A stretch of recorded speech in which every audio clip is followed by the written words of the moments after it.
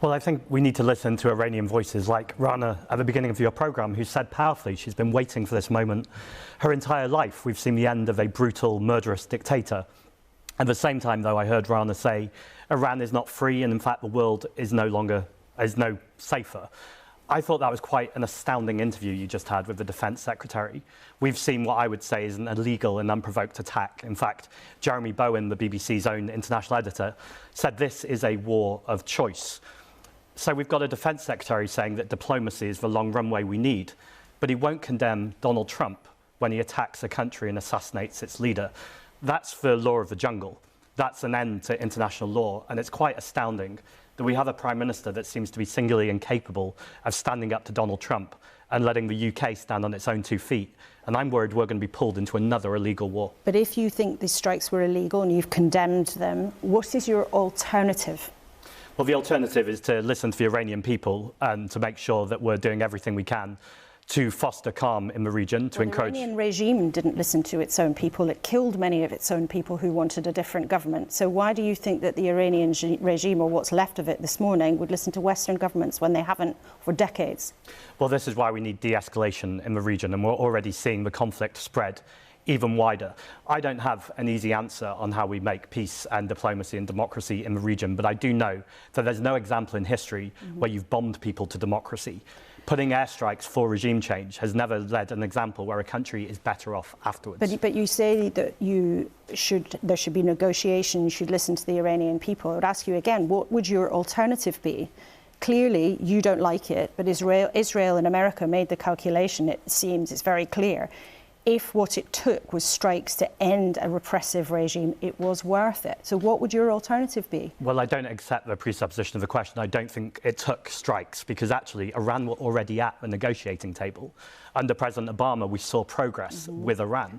Donald Trump took them to the negotiation table, but it was clear it was totally bad faith, because they literally murdered the leader at the same time they were at the negotiation table. But that leader murdered many of his own people just weeks ago. And if you look at the pattern of Iran over the years, yes, there have been negotiations, but the International Nuclear Watchdog, for example, has upbraided and reprimanded Iran on many occasions for breaking its rules.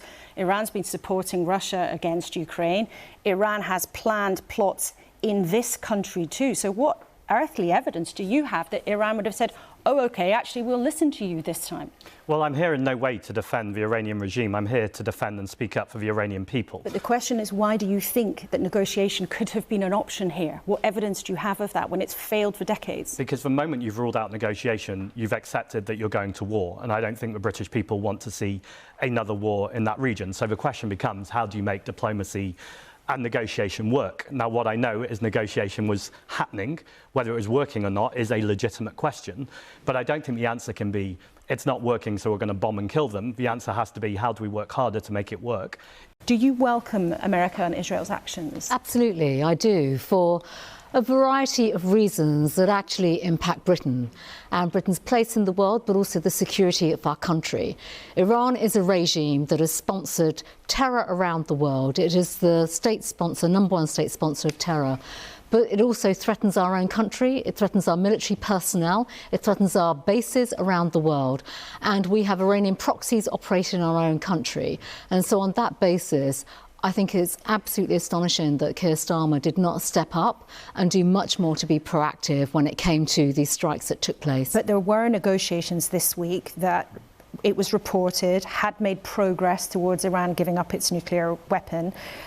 Donald Trump and Benjamin Netanyahu dramatically upped the ante before waiting for those negotiations to progress. Of course, it's nuclear ambition, not its nuclear weapon, but there were negotiations ongoing, so why act now? So I think first and foremost, let's just have some context here. You've mentioned the negotiations. We don't know what happened to those negotiations, and I don't think we can just speculate to say it all was going well. The point about strikes... of Oman, who's in those negotiations, I understand, he did say on the record he thought there was progress. I understand that, but clearly the Americans did not think that, and the Israelis did not think that either.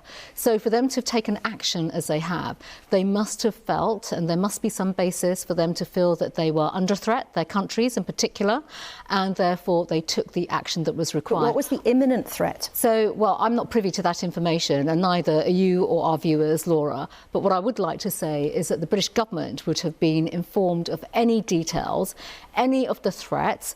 I'm assuming the British government may have been approached by America, or at least they would have been notified about the action, whether or not they were shared that information. But that would be the conventional way in which information intelligence is shared before action is undertaken. And we don't know that, but on the principle of whether or not America and Israel were acting within international law, if it was illegal, does it matter to you? So we don't know if it was illegal, so let's be clear about that. Any country that has the prospect of an imminent threat from a hostile state has the right to undertake action in the way in which America and Israel has done.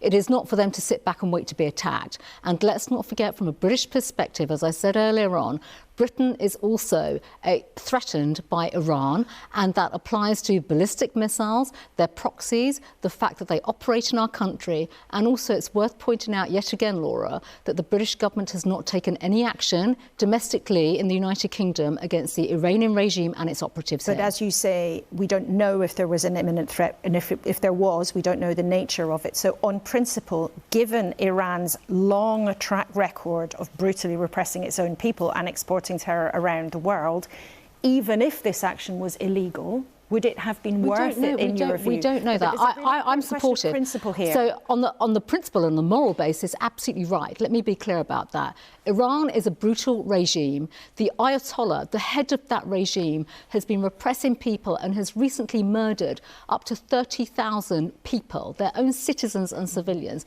That is not a regime that would like to negotiate in good faith, or even follow international law. So I think we should be fully cited on all of that. And let's not forget the threat to our bases, our military personnel, to our own country, the cyber attacks, the threats that emanate every single day in our own country. And I think the question now for the British government, and I'm sure they will be working on this right now, is to protect our domestic homeland and to ensure that there are no present threats or incoming threats and dangers to our citizens in this country and also to our citizens abroad, particularly in the GCC. In terms then of those developments in the UK government's position, do you back what America and Israel have done? It's been condemned by the United Nations. Many countries have said it's illegal. Some of your colleagues have said it is illegal.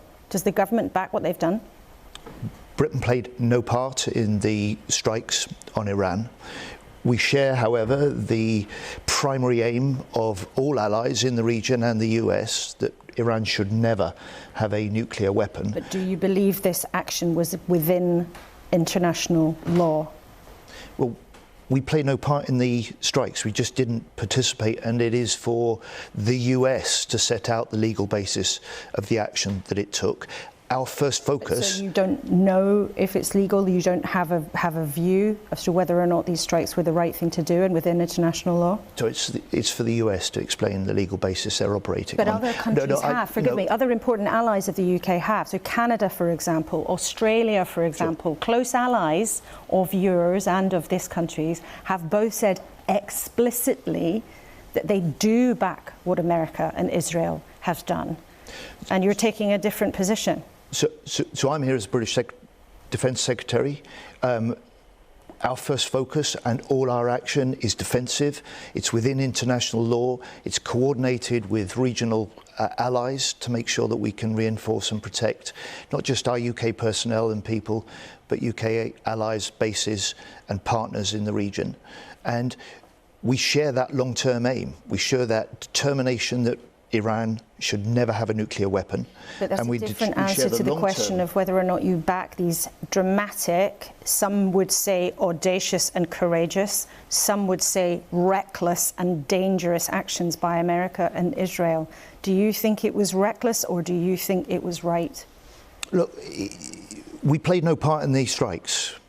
As Britain, we can know that you've said that already, but Secretary of State, this is a moment of history, and everyone watching this morning will want to know and will expect to know from their government: is Britain on the side of those two countries who have killed Iran's supreme leader?